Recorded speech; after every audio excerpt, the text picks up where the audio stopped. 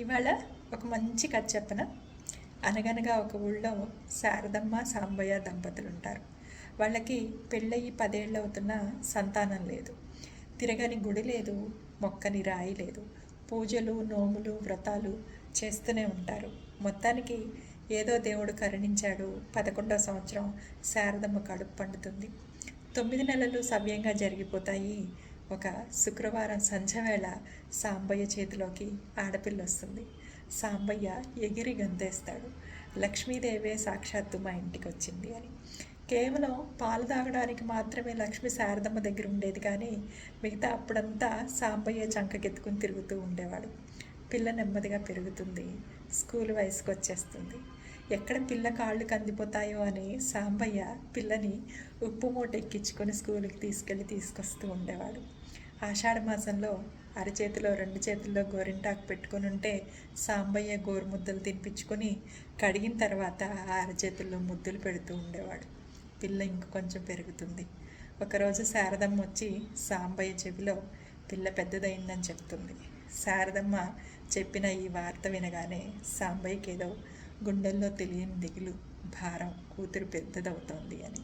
గబగబా కొబ్బరాకులు కోస్తాడు. పిల్ల ఒళ్ళు గుచ్చుకోకుండా చాప చేస్తాడు. ఇంకొక కొబ్బరాకుతో తోడు పెళ్లి కూతుర్ని చేసి పిల్లకి తోడు పక్కన పడుకోబెడతాడు. ప్రతిరోజు తన మీద కాలు చేయి వేస్తే కానీ నిద్రపట్టని సాంబయ్య పిచ్చి చూపులు చూస్తూ ఆ 4 రోజులు నేల మీద కూతురు పక్కనే పడుకొని ఉంటాడు. పిల్ల ఇంకొంచెం పెద్దదయ్యి పెళ్ళిడికి వస్తుంది. పక్క ఊరి సంబంధం మంచిది కుదిరి పెళ్లి చేస్తూ ఉంటారు. రాగి చెంపులో నీళ్ళైపోతాయి, కానీ సాంబయ్య కళ్ళల్లో నీళ్లు మాత్రం ఆగవు. పెళ్లి చేస్తున్నంతసేపు ఏడుస్తూనే ఉంటాడు. అప్పగింతలు అయిపోతాయి. కూతుర్ని అల్లుడిని ఎద్దుల బండిలో పక్క ఊరికి పంపిస్తూ ధారాపాతంగా ఏడుస్తూ ఉంటాడు సాంబయ్య. అయ్యా, ఒక్కగానొక్క కూతురు, లేక పుట్టింది, గారాబంగా పెంచా. అది తప్పు చేస్తుంది, నేను కాదనట్లేదు. నీకు తిట్టాలనిపిస్తుంది, కాదనట్లేదు. ఒక దెబ్బ వెయ్యాలనిపిస్తుంది, నేను కాదనట్లేదు. అయ్యా, కాకితో కబురంపించయ్యా, నేనొస్తాను, నీ ముందు నేను నిలబడతాను. నన్ను తిట్టయ్యా, నన్ను కొట్టయ్యా, నా కూతుర్ని మాత్రం ఏమనద్దయ్యా అని ఏడుస్తూ ఉంటాడు. కూతురు అల్లుడు కూడా బిక్కమొహాలేసుకు చూస్తూ ఉంటారు. మొత్తానికి ఎడ్ల బండి వెళ్ళిపోతుంది. ఊర్లో జనాలందరూ సముదాయించి ఊరి పొలిమేర దగ్గర నుంచి సాంబయ్యని బలవంతంగా ఇంటికి తీసుకొస్తాడు. వాకిట్లో శారదమ్మ కనిపిస్తుంది.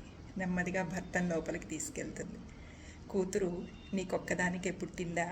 నువ్వు ఒక్కడివే పెళ్లి చేసి అత్తగారింటికి పంపించావా? మా అమ్మకి పెళ్లి చేసి పంపిస్తే మా నాన్న మా అమ్మని బాగా చూసుకోలే. మా అమ్మ మా నాన్న నాకు పెళ్లి చేసి నీకు అప్పచెప్పారు. నువ్వు బాగా చూసుకోలే నన్ను. అంతే, మన లక్ష్మిని కూడా అల్లుడు బాగానే చూసుకుంటాడు. నెమ్మదిచ్చయ్యా, ఒక ముద్ద తిందువుదా అని లోపలికి తీసుకొస్తుంది. నెమ్మదిగా సాంబయ్య శారదమ్మ ఒళ్ళో తలపెట్టుకుని పడుకుంటాడు. ఎందుకో శారదమ్మ ఒడి ఆ రోజు వెచ్చగా హాయిగా అనిపిస్తుంది. తల్లి గుర్తొస్తుంది, కూతురు గుర్తొస్తుంది. ఇదే జీవితం.